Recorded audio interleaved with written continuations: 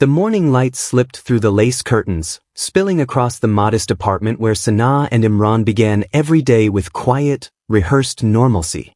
The air smelled of cardamom tea and pressed linen, an ordinary Monday in their carefully arranged life. 15 years of marriage had shaped their rhythm.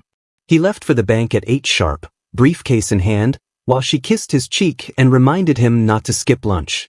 Their neighbors often said, they're what marriage should look like. To the world, they were proof that love could last, steady, composed, and reliable. But perfection, like glass, often hides cracks beneath its shine. Imran, 38, was the kind of man who believed in quiet duty. He never shouted, never argued, never questioned too much. Life, for him, was meant to be predictable. Yet lately he found himself watching Sanaa more closely, her faraway eyes when she thought no one was looking, her phone lighting up late at night with names he didn't recognize. He brushed it off. He always did. The narration softens, lingering on Sanaa. Once radiant, she now moved through life with the weight of invisible chains.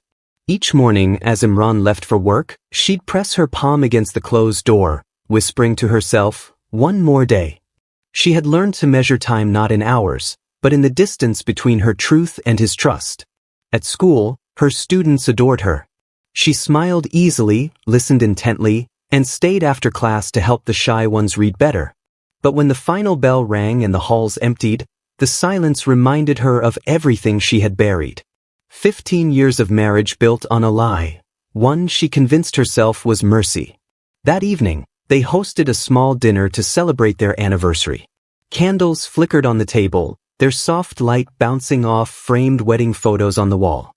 In one picture, Imran looked proud. In another, Sanaa's laughter froze in time, youthful, untouched by guilt. 15 years, he said with a gentle smile, raising his glass. And not a day I'd trade. She forced a smile back, her heart pounding so loudly she could barely hear him. I'm lucky, she replied. You've given me everything. Their eyes met, his full of warmth, hers shadowed by fear. Between the clink of glasses and polite laughter, there was something unspoken, heavy as a storm gathering beyond the horizon. Later that night, as Imran slept, Sanaa sat alone in the living room. The candles had melted into shapeless pools. She stared at their wedding photo again, the one where she wore jasmine in her hair. How naive she'd been, how certain that love could silence truth. She ran her thumb over the glass, whispering, I tried to protect you. From the bedroom, Imran stirred. Sanaa? You're still awake. I'll come soon, she said softly. Can't sleep again? She hesitated, then smiled faintly. Just thinking about tomorrow. He nodded, half asleep. Don't overthink. Everything's fine. Everything's fine. The phrase echoed like a cruel joke. When the door closed behind him the next morning, Sanaa sank to the floor, clutching her chest. The lie had grown too large to contain. 15 years of pretending had eroded the edges of her sanity. She knew the truth would surface one day, it always did. But for now, she'd patch the cracks again, smile again, live again. From the window, she watched Imran cross the street toward his car. He waved. She waved back. To him, it was a gesture of love. To her, it was a silent goodbye she'd been rehearsing for years. The camera of the mind lingers on her face, calm, pale, and unreadable, as the sound of the engine fades. In that stillness, something shifts. The mask of the perfect wife slips just slightly, revealing the tremor underneath. Tomorrow, she promises herself, she'll find the courage to do what she's been avoiding. Tomorrow, she'll visit the clinic again. The clinic smelled of antiseptic and wilted hope. Sanaa sat alone on the cold metal bench, her fingers knotting the corner of her dupatta as the nurse called her name. She had been coming here for years, always under a different pretense. Routine checkups, charity work, teacher wellness programs. But this visit, like all the others, was for the same reason she could never say aloud. Dr. Shazia greeted her with a tired smile. It's been a while, Sanaa. How are you managing? Sanaa's lips curved faintly. Fine. I just need my results. The doctor hesitated, then handed over the sealed envelope. Your viral load is still stable. But you know the rule, you need to keep monitoring. Are you still, she paused delicately, keeping this from your husband? Sanaa's throat tightened. He doesn't need to know. It would destroy him. Dr. Shazia sighed. You're living with a secret that could destroy you both. Sanaa looked away, eyes fixed on the medical posters lining the wall, smiling couples, slogans about trust and communication. How ironic, she thought. 15 years of marriage, and trust was the one thing she had never truly given. The narration drifts into memory. 15 years earlier, a younger Sanaa sat in the same clinic, trembling as the doctor read the results. You tested positive for HIV. The words had felt unreal, like sound heard underwater. She remembered the sterile silence, the doctor's sympathetic tone, the way her body turned cold. The infection wasn't her punishment, she told herself. It was a consequence of love gone wrong. The man who gave it to her, Adil, had been her first real love, a charismatic journalist who promised her freedom and excitement. He was reckless, charming, and married. When he died in a car accident, she discovered his other secrets too. She never told anyone. Not even her family. Not even Imran, the quiet man her parents introduced months later. I can start over, she had whispered to herself on her wedding night. No one ever has to know. And for years, no one did. Each anniversary that passed was a reminder of how well she could lie. She watched her husband's face soften with trust, his eyes filled with love, and she told herself it was mercy, not deceit. When he kissed her, she pretended the fear wasn't there.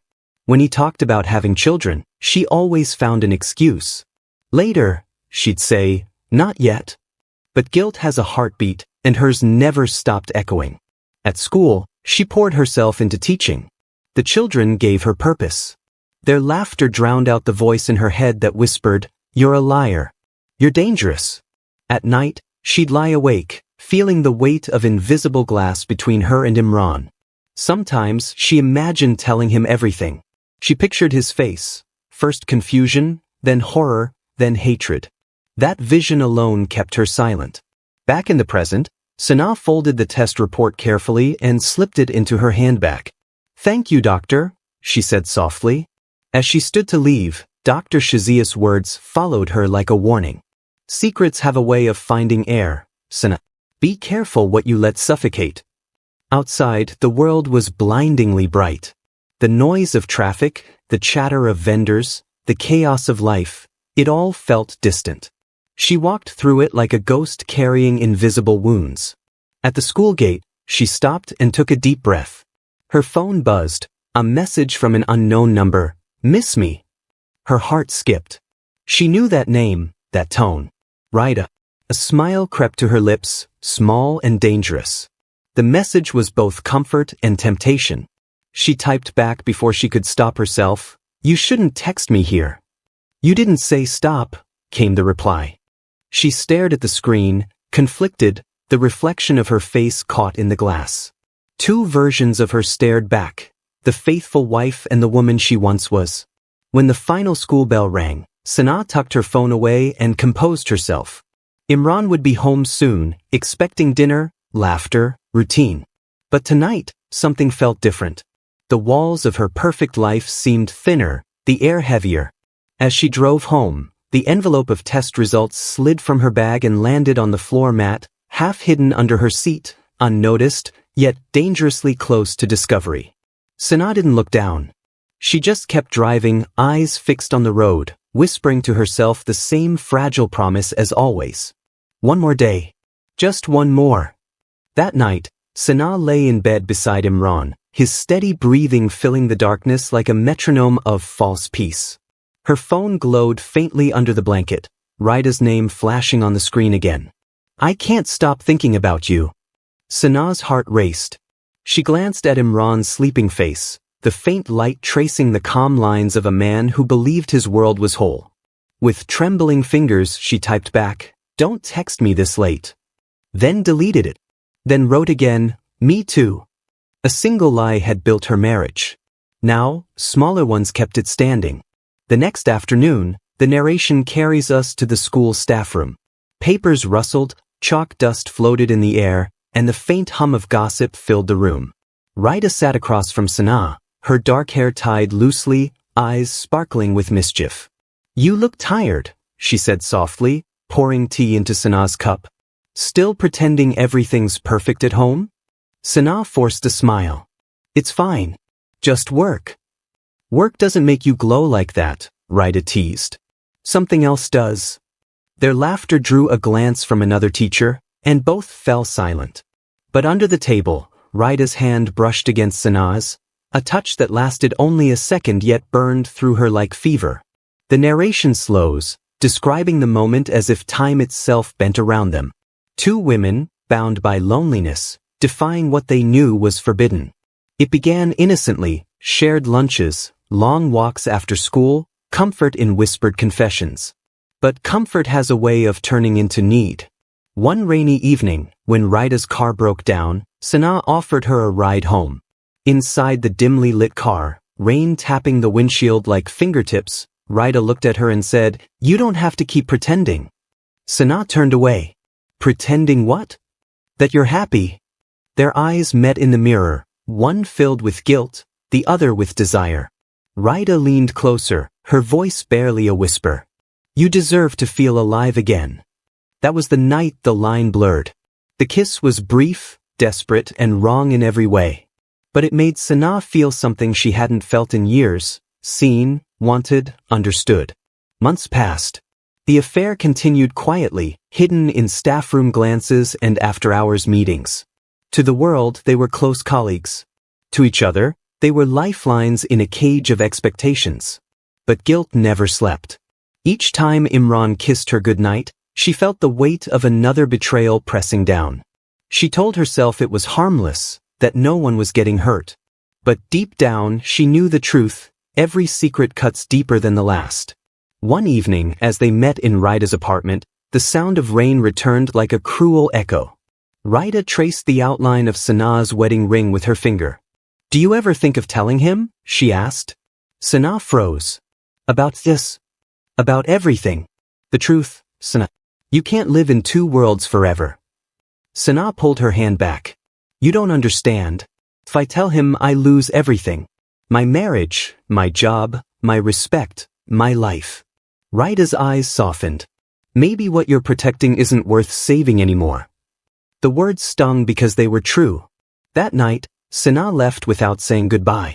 The drive home felt endless, the city lights smearing through her tears. At home, she found Imran asleep on the couch, the TV murmuring softly. He looked peaceful, unaware of the storm gathering under his own roof.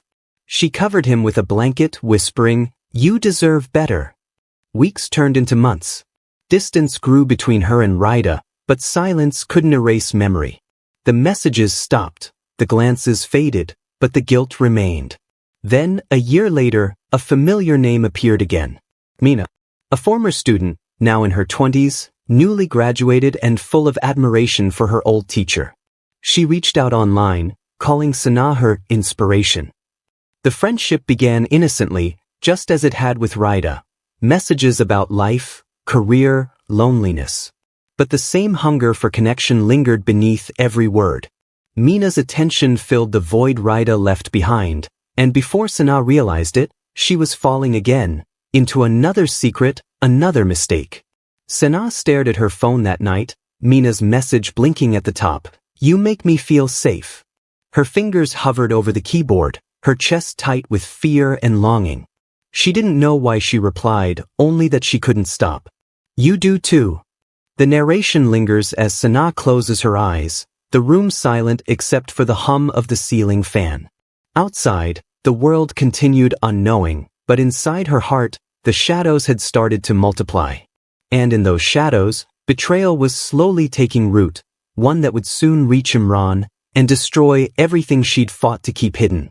Morning sunlight spilled across the living room, glinting off the mirror above the mantel. In its reflection, Imran saw what everyone else saw: a stable husband, a content home, a marriage that had survived time. But lately, even the mirrors seemed to mock him. Sanaa's phone buzzed again that morning while she showered. A soft vibration on the nightstand, a name flashing before the screen went dark. Mina. Imran frowned. He didn't mean to look, but curiosity is a quiet predator. It starts small, then bites deep. He picked up the phone just for a second. The message preview read, "I can't wait to see you again." A hollow feeling settled in his chest. He placed the phone back carefully, pretending nothing happened. But inside, a hairline fracture had formed, small, invisible, yet destined to spread. At breakfast, the narration slows.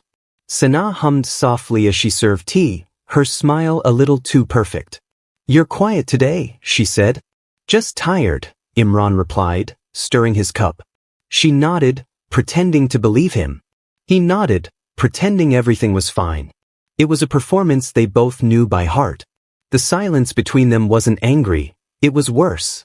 It was heavy, thoughtful, filled with ghosts neither dared name. Days passed. Imran began to notice things he once ignored, her sudden evening meetings, her lingering scent of perfume he didn't recognize, her phone always face down on the table. At night, she smiled less. When she thought he wasn't watching, her expression would drift into something fragile, guilt or fear, he couldn't tell which. At work, numbers blurred on the computer screen. Colleagues spoke, but he barely heard. His thoughts looped endlessly. Who is Mina? Why is she seeing her? Why does she lie? That night he came home early. The house was quiet, too quiet.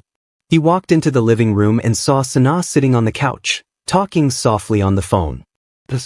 "I miss you too," she whispered. Imran froze in the doorway. Her tone, tender, trembling, was one he hadn't heard in years. She didn't notice him at first, until his shadow stretched across the floor. She turned sharply, eyes wide. "Imran, you're home early. Who were you talking to?" "No one. Just a parent from school." He smiled thinly. "Parents usually don't make you blush." The silence that followed was sharp enough to cut. She turned away, pretending to collect papers. "You're imagining things." "Maybe," he said quietly, "but mirrors don't lie, Sanaa. You just stopped looking at them."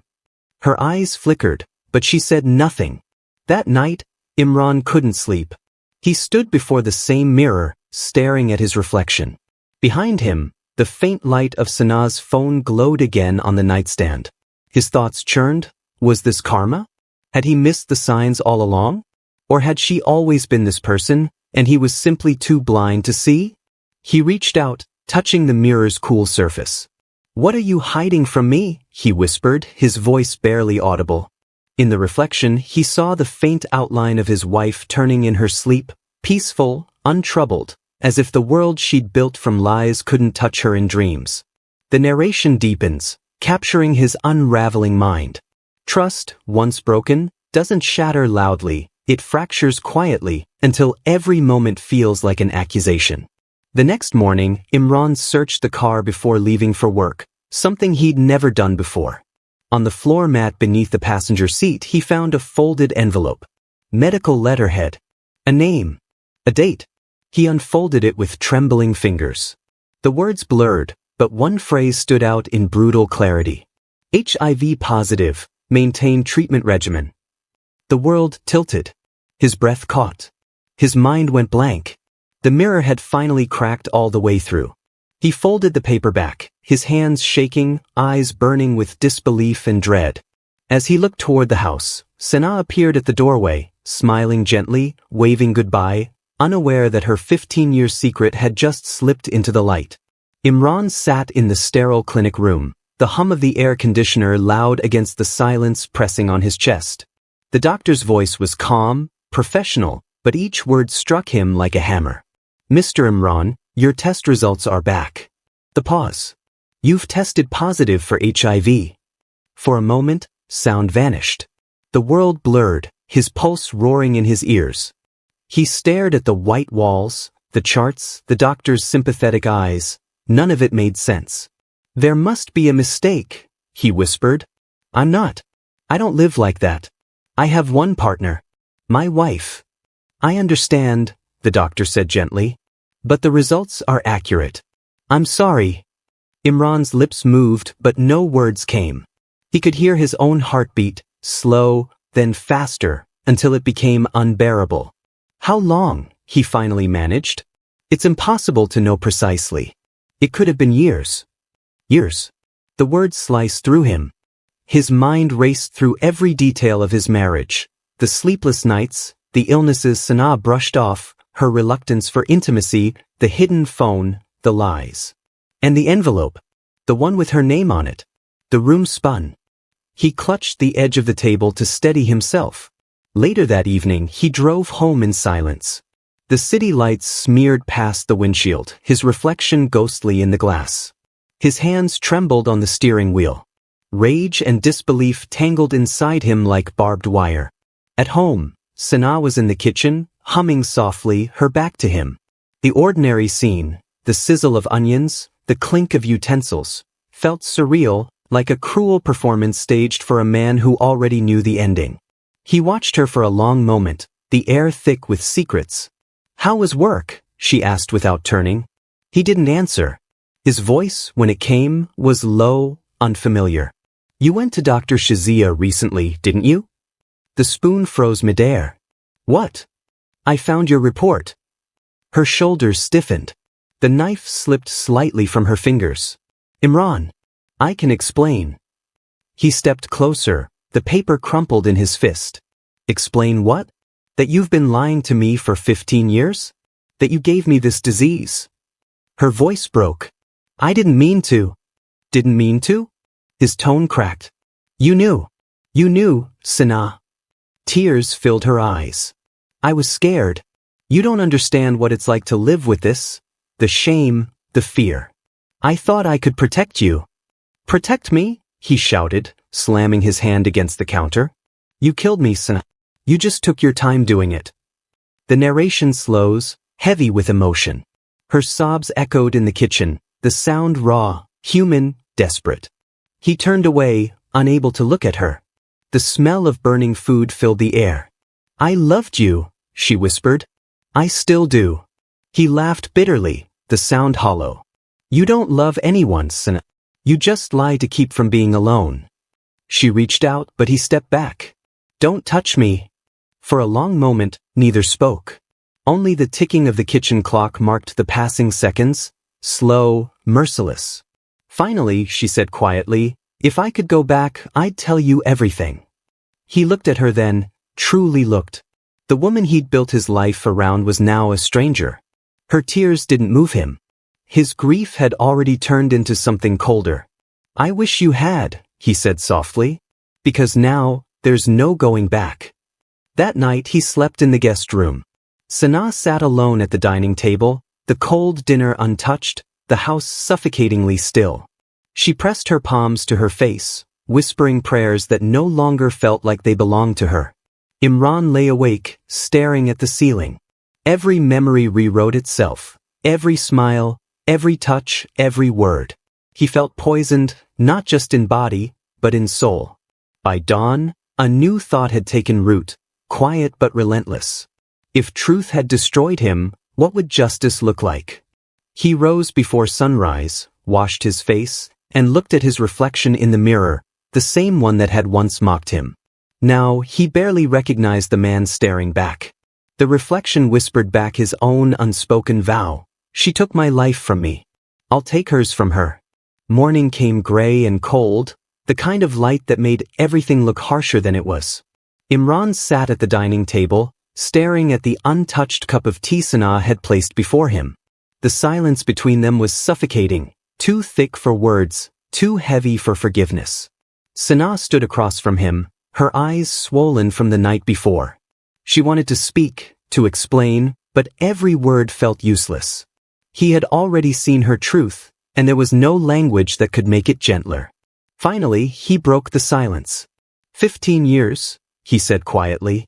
That's how long you've looked me in the eye and lied. Her lips trembled. Imran, I didn't want to hurt you. You did hurt me. Every day, for 15 years. You just didn't have to watch me bleed. She took a step closer. Please, listen. I was diagnosed before we married. I thought I was dying then. I thought if I told you, you'd never marry me. My parents were pressuring me. I was terrified. His chair scraped the floor as he stood. So you decided to build a life on poison? Her tears fell freely now. I took precautions. I made sure you'd be safe. I didn't mean for you to get infected. I swear I didn't. Imran's laugh was low, bitter. You were careful with everyone except the truth. The narration slows, delving into her memories. Sana remembered every moment of concealment, the pills hidden in vitamin bottles, the hospital visits disguised as staff workshops, the late-night research on HIV management and denial.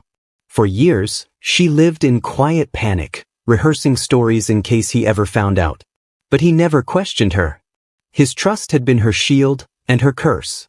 I tried to protect you, she whispered, her voice shaking. You don't know what it's like to wake up every day terrified that someone will see through you. I wanted to be normal. I wanted you to love me. Imran's expression hardened. You wanted comfort, not love.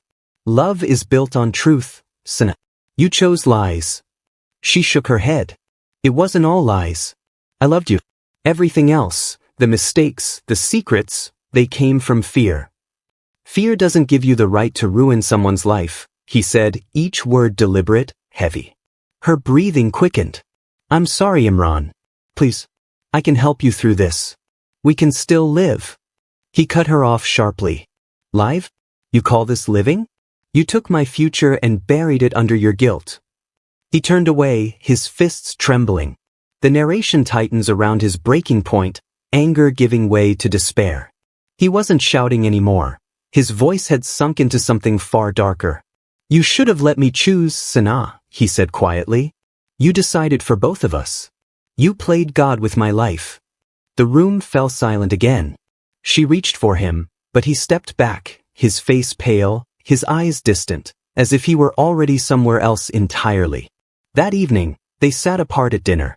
The clatter of cutlery filled the void between them.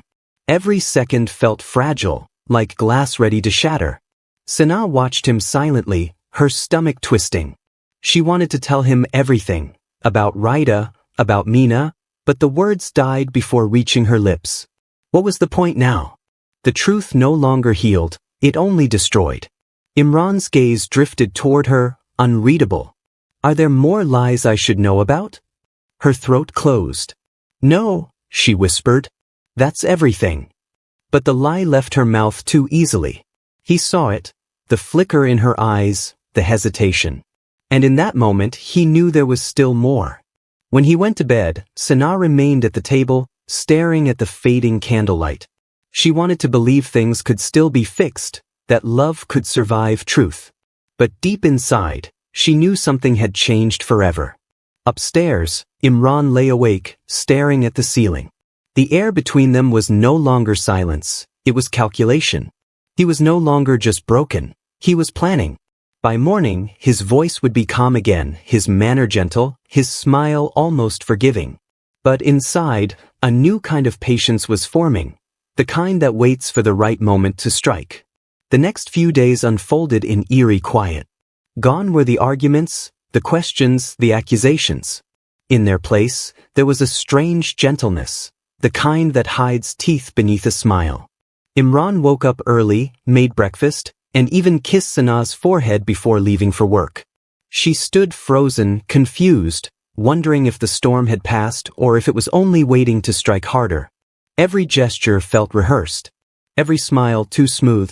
It was as if her husband had turned into a stranger who knew her better than she knew herself. At night, he asked about her day, listened to her responses, even laughed at her stories. But his eyes, those eyes that once glowed with love, were unreadable now. Sana tried to convince herself this was a truce, that maybe, somehow, forgiveness had found its way through the cracks. But guilt has a way of whispering even in silence. And the silence in that house was deafening. Her mind kept looping through the past, the lovers, the excuses, the constant fear of exposure. Each lie she had built felt like a card on a trembling table. And now, she could feel the breeze beneath it. She started checking her phone more often, deleting old messages, old photos. She even reached out to Raida, typing a text she deleted before sending. He knows. Everything is falling apart. The message sat unsent. What would be the point? Raida was gone, a chapter she had buried long ago, or thought she had. Imran, meanwhile, had begun keeping a journal. It wasn't for peace or reflection, it was evidence. Each page carried notes, dates, details. Hospital records he had secretly requested. Phone logs. Conversations overheard. He wasn't just angry anymore. He was methodical. He told himself this wasn't revenge, it was justice. She had stolen 15 years of his life. Now he would take back control of hers. One evening, the air smelled of rain. The sky was bruised with clouds, and the house felt colder than usual. Sanaa lit a candle on the table, trying to chase the gloom away. Imran came home with flowers, lilies, her favorite. She blinked in disbelief. "You didn't have to," she murmured, taking them. "I wanted to," he said softly. "You've had a hard week. We both have." His voice was calm, his tone disarmingly kind. For a moment she almost believed him. They ate dinner together, the flickering candlelight catching the faint smile on his lips. She wanted to think it was forgiveness, but deep inside, a part of her trembled. When he reached across the table and touched her hand, she flinched. His grip was gentle but firm. "Let's move forward, Sanaa," he said quietly. "No more lies between us. Ever again." She nodded, swallowing the lump in her throat. "I promise." But his eyes lingered, steady, unblinking, as if measuring the weight of her words. That night, after he fell asleep, Sanaa stood at the window watching the rain pour down. Lightning flashed, illuminating her reflection on the glass, pale, frightened, and unrecognizable. She whispered to herself, "Maybe it's over now." But outside, thunder rolled deep and distant, a warning, not a lullaby. In the dark bedroom, Imran opened his eyes. He wasn't asleep. He turned his head slightly, watching her silhouette framed by the window. His jaw tightened. He had forgiven nothing. The calm was just a mask, a pause before everything unraveled. And as the thunder rumbled again, he thought to himself, "Tomorrow, she'll finally tell me everything. One way or another." The morning after the storm broke with an uneasy stillness.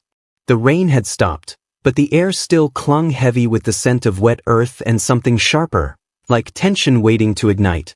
Sanaa moved quietly through the kitchen, preparing breakfast the way she always did. Toast, eggs, soup, routine, normal, comforting. She was trying to rebuild something that could no longer stand. Imran entered without a word, dressed neatly, face calm but eyes rimmed red, as if sleep had not visited him at all. He sat down, unfolded the newspaper, and began to read. For a few minutes, it almost felt ordinary again. Then he asked, in a voice too casual to be real, "Sanaa, when were you going to tell me about her?" Her hands froze. Who? He looked up slowly, folding the paper in half. "Raida." The cup slipped from her hand, shattering on the floor. Tea splashed across the white tiles like a brown stain spreading fast. Imran stood. "So it's true," he said, stepping closer. 15 years of lies weren't enough? You had to bring someone else into it too." Her voice trembled. "Imran, please. I never meant." He slammed his palm on the counter, the sound sharp and final. "Stop saying you never meant it. You always meant it. You chose every word, every lie, every night you climbed into my bed pretending everything was fine." Tears welled in her eyes. "I was scared." "Scared of losing what? The husband you poisoned with your silence? Or the woman you couldn't give up?" She turned away, breathing fast, gripping the edge of the sink. "It wasn't like that," she whispered. "It started before us. I thought it was over." "But it wasn't," he said, voice darkening. "You still met her. You still lied." Narration takes over, time slowing as the fight thickens with years of unspoken rage. Imran's voice rose. "Do you know what it's like to question your entire life? To wonder if every smile, every touch was real? You took everything from me, my trust, my health, my dignity." She spun around, shouting through tears, "And what was I supposed to do? Tell you and watch you walk away? You would have left me, Imran.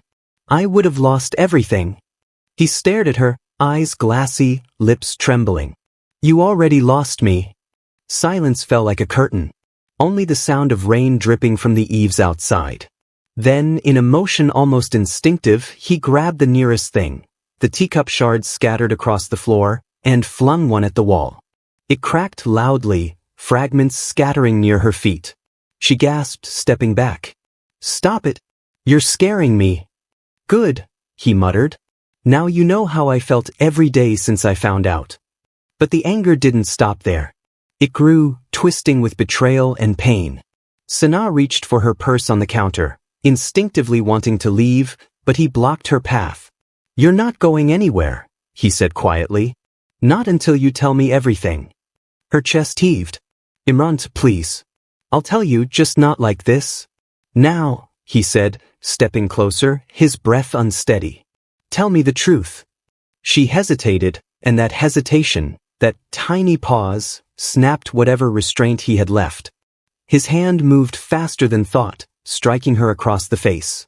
She stumbled, hitting the corner of the counter. The world spun. The kettle on the stove toppled, hissing as hot water spilled across the tiles.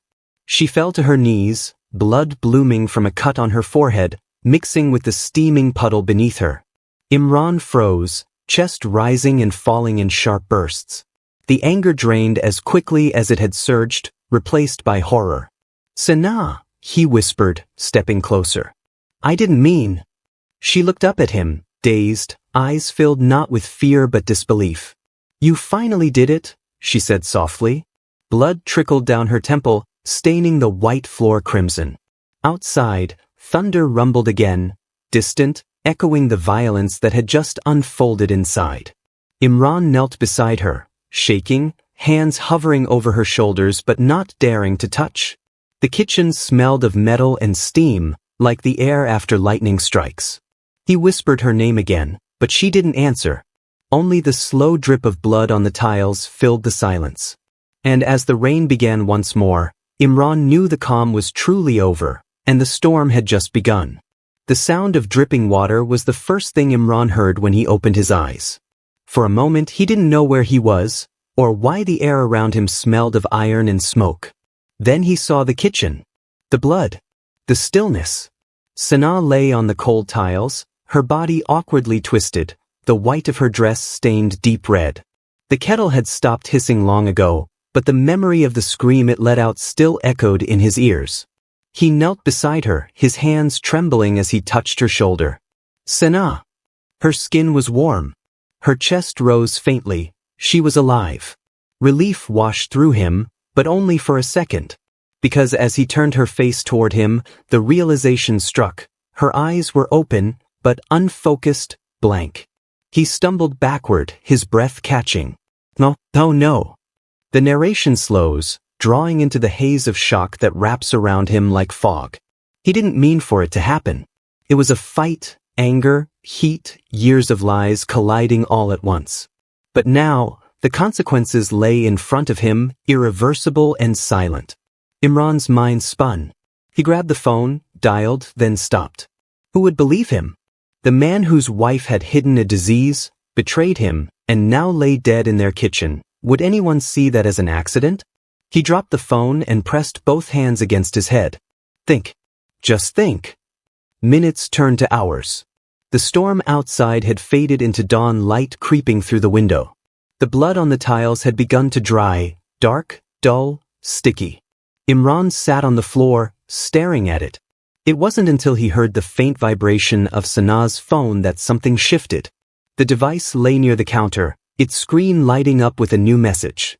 He hesitated, then reached for it. The message preview read, "Raida, you didn't reply last night. Are you okay?" He doesn't know, does he? Imran's stomach dropped. Raida. The name that had poisoned his dreams. The woman who had ruined everything. Or maybe, he realized bitterly, the woman who had only known the real Sanaa. He unlocked the phone, his thumb trembling.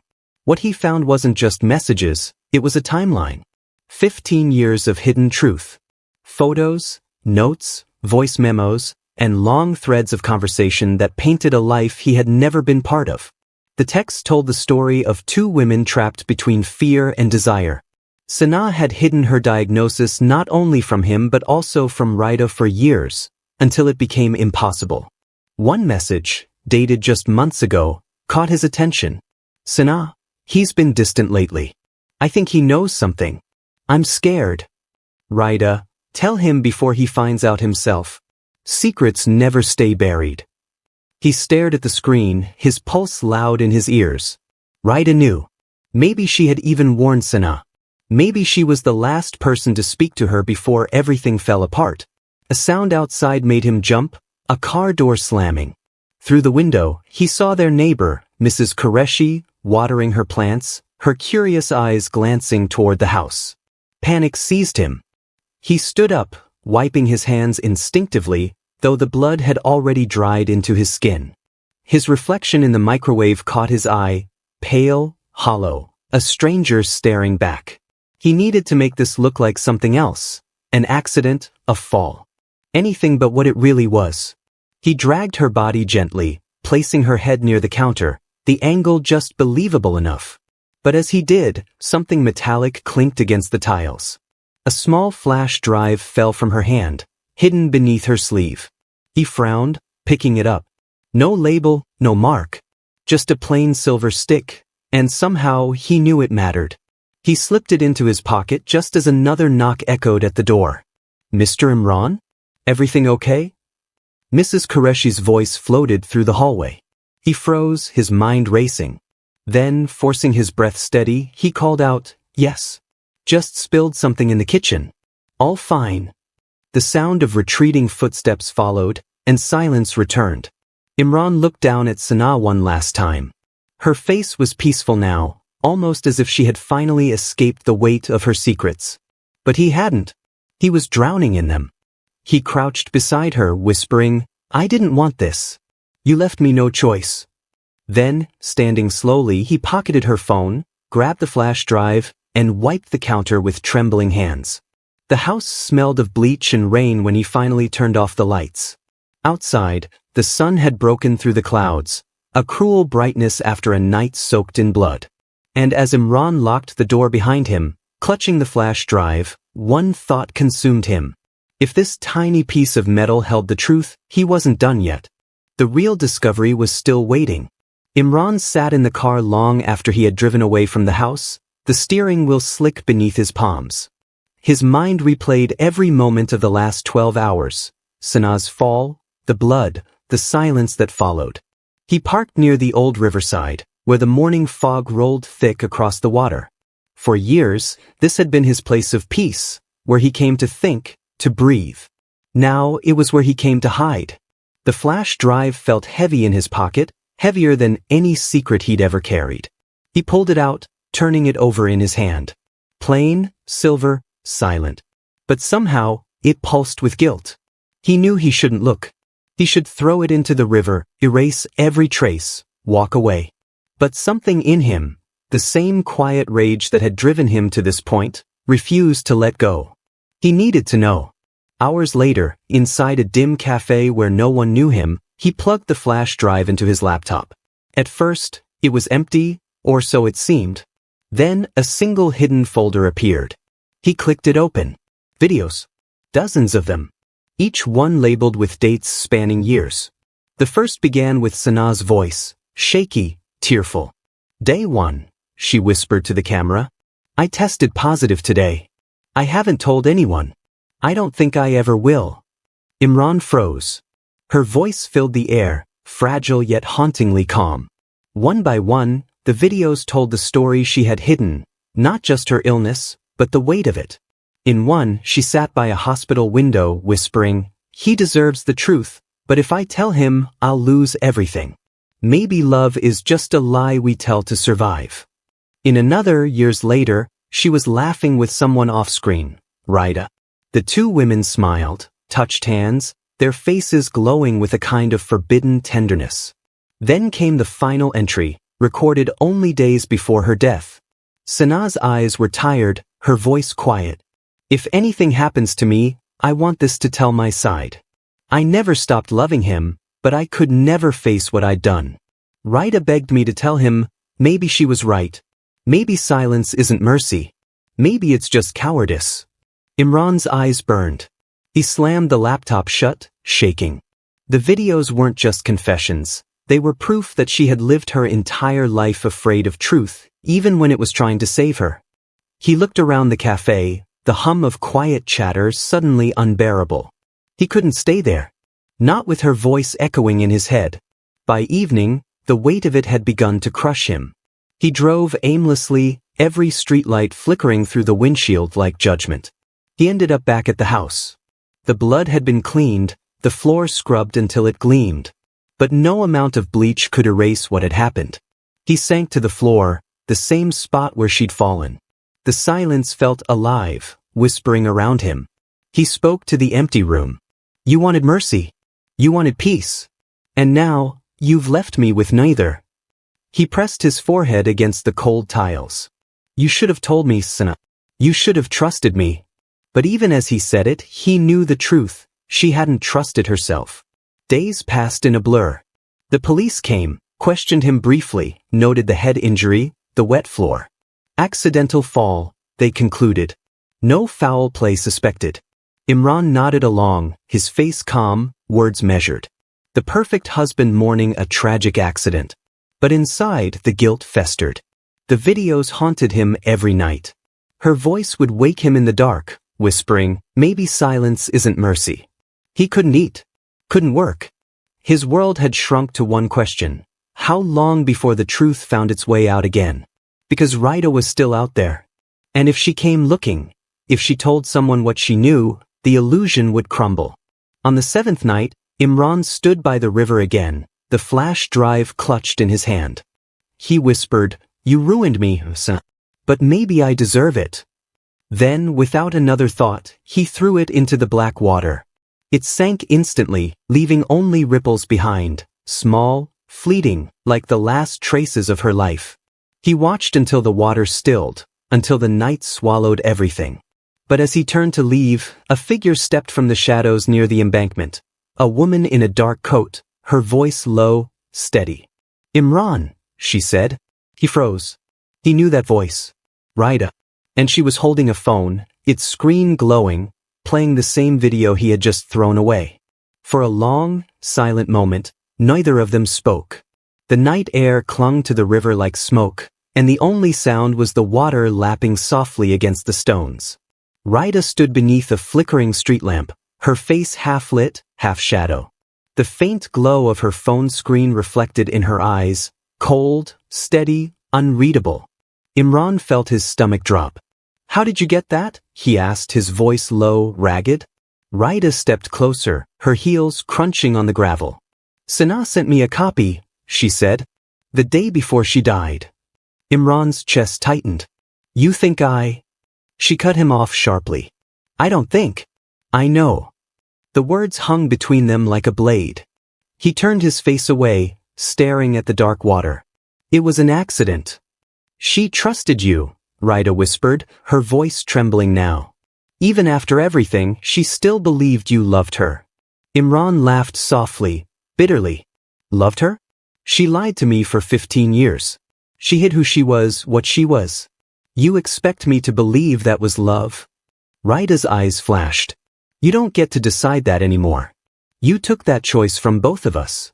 The narration tightens, pulling into the storm inside him. Imran's heart pounded, his breathing sharp.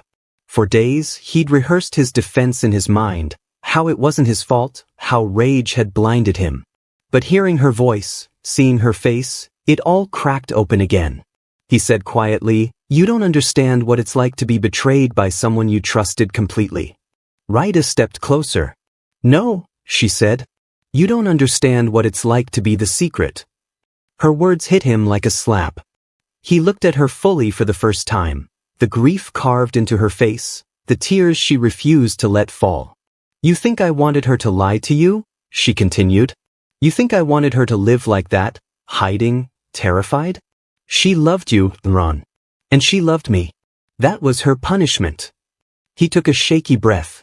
Then why did she send you the videos? Because she knew this day would come, Rita said. She knew your silence would cost her everything. And now, it's going to cost you. She reached into her coat pocket and pulled out a small drive, a duplicate of the one he'd just thrown away. You really thought you could bury the truth? She said. She was smarter than that. Imran's hands clenched. What do you want, Raida? She paused, eyes fixed on him. I want her story told.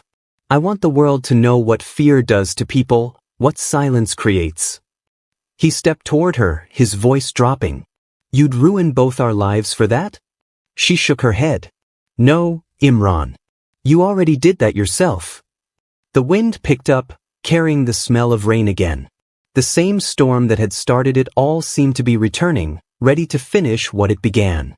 Imran took another step forward, desperation creeping into his tone. Raida, please. Don't do this. You don't know what that'll mean for me. Her eyes softened, just slightly. You still don't get it, she said. This isn't about you anymore. For a moment, they just stood there, two people bound by the same woman. One who loved her in secret, one who destroyed her in anger. Finally, Raida turned away, slipping the drive back into her coat. I'm not giving this to the police, she said quietly. Not yet. He exhaled in relief, but she continued before he could speak. I'll release it when the time is right. When her voice can't be twisted anymore. That's my promise to her. She started walking toward the bridge, her footsteps echoing on the wet pavement. Imran stood frozen, the river whispering behind him. Raida, he called out, his voice breaking. Wait. She stopped, but didn't turn. He swallowed hard. Do you believe me? That I didn't mean to kill her? There was a long silence. When she finally spoke, her voice was barely a whisper. It doesn't matter what I believe, Imran. The truth doesn't need your confession anymore. And with that, she disappeared into the darkness. Imran sank to his knees, staring at the water where the flash drive had vanished. His reflection stared back, hollow, haunted, and utterly alone. The calm surface rippled as rain began to fall again, soft at first, then harder, washing over his face until tears and raindrops became the same. He whispered her name one last time, Sana, but only the river answered. He had destroyed everything to protect his secret, yet in the end, silence had betrayed him too. And somewhere in the distance, under the roar of thunder, her voice seemed to whisper again, maybe silence isn't mercy. The courtroom was suffocatingly silent. Only the steady hum of the ceiling fan filled the space between heartbeats. Imran sat at the defense table, head bowed, hands trembling. His once polished demeanor, the charm that drew people to him, had crumbled into something brittle. Across the aisle sat Raida, her face calm but eyes fierce, like a flame that refused to die out. The judge shuffled papers, his voice echoing off the marble walls. We are here to deliver judgment in the case of State versus Imran Qureshi on the charge of second-degree murder. Every word sliced through the tension like glass. Raida's fingers tightened around the locket around her neck, the same one Sana used to wear. Inside it was a tiny photograph, 3 faces smiling, unaware of what awaited them. It had been Raida's anchor through every sleepless night, every headline, every whisper that tried to paint Sana as a liar instead of a victim. She'd kept her promise. 2 months after that night by the river, Raida released the footage, the last recording Sana ever made. Her voice, trembling but defiant, detailed everything. The affair, the threats, the years of fear wrapped in silence. The video spread like wildfire. It stripped away the image Imran had built, the devoted husband, the respectable businessman, exposing the man who'd lived in the shadows of his own guilt. Imran looked up briefly, catching Raida's gaze. For a second, the courtroom blurred, the jurors, the lawyers, the cameras, and it was just the two of them again, standing over the ghosts of their shared past. I never wanted this, he whispered, though only he could hear it. But the truth no longer needed his words. The evidence had spoken. His silence had already written his confession. Raida inhaled deeply, steadying herself. The prosecutor's voice cut through the air. Your Honor, this is not just about a woman's death. It is about years of control, manipulation, and erasure. It is about a system that too often doubts the living until the dead speak for themselves. The judge nodded slowly. The court has considered all evidence and testimony. The defendant, Imran Qureshi, is hereby found guilty. A sound escaped Raida, not quite a sob, not quite relief, something in between. Her body trembled, the weight of 15 years lifting and crashing all at once. The gavel struck wood, sharp and final. Imran's face went pale. For the first time, his eyes filled with something close to regret. He tried to meet Rida's gaze again, but she was already standing, already walking out. Outside, the sunlight was almost too bright. Reporters swarmed, microphones flashing, voices overlapping, but Rida didn't stop. She walked down the courthouse steps like a woman reborn, bruised, but unbroken. At the bottom of the steps, she paused and looked toward the sky. The clouds were moving fast, sunlight breaking through in fragments. The same kind of sky that had hung over Sanaa's funeral. "Justice in her name," she murmured softly. Her lawyer approached quietly. "You did the right thing," he said. Rida nodded faintly. "No," she replied. "She did. I just made sure the world finally heard her." That night, Rida returned to the river, the same place it had all begun, and where it had almost ended. The water shimmered under the moonlight. In her hand, she held the duplicate drive, the one that had exposed everything. She knelt by the edge, looking at her reflection. "Rest now," she whispered. "They can't silence you anymore." She let the drive slip from her fingers. It hit the surface and sank slowly, vanishing beneath the ripples. For a long moment, she just watched the water. Somewhere deep within, she felt Sanaa's presence, not haunting but peaceful. Far away, in a prison cell lit by a dim yellow bulb, Imran sat alone on the edge of his bed. The walls seemed to close in around him. He stared at his hands, the same ones that had once held love and delivered death. A guard passed by, tossing a newspaper through the bars. On the front page was a photo of Rida, standing outside the courthouse, her head high, her eyes steady. The headline read, "Justice in her name, victim's story sparks national movement for domestic abuse survivors." He traced her face on the paper, a bitter smile twisting his lips. "You finally got what you wanted," he murmured. But deep down, even he knew, it wasn't about want. It was about truth. Back at the river, Rida rose, brushing away tears she didn't want to admit were there. The city lights shimmered in the distance, and for the first time in years, she allowed herself to breathe.